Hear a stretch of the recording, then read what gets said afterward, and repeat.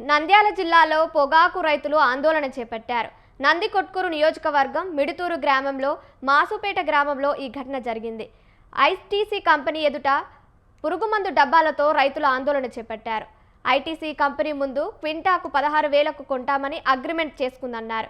అయితే కంపెనీ దగ్గరకు పొగాకు తీసుకొచ్చిన తర్వాత కేవలం క్వింటాకు 9,000కు మాత్రమే తీసుకుంటామని చెప్పడంతో నిరసన చేపట్టారు.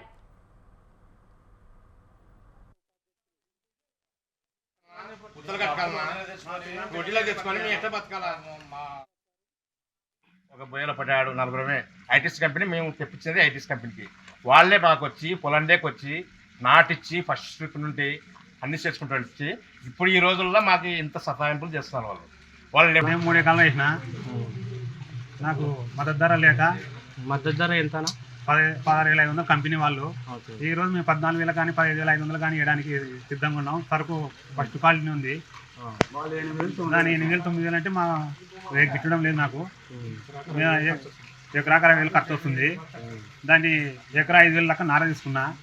కూలంతులు ఎకరాకు 4,000 లెక్క నాటించిన. పెట్టుబడి ఎంత? నా పెట్టుబడి 60,000 అయింది.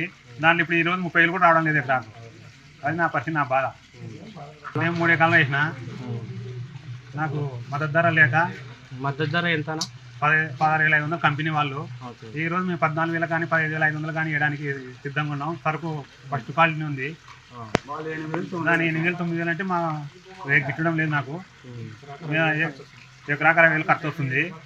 దాన్ని ఎకరా 5,000 లెక్క నార తీసుకున్నా. కూలంతులు ఎకరాకు 4,000 లెక్క నాటించిన. పెట్టుబడి ఎంత? నా పెట్టుబడి 60,000 అయింది. దాంట్లో ఇప్పుడు ఈరోజు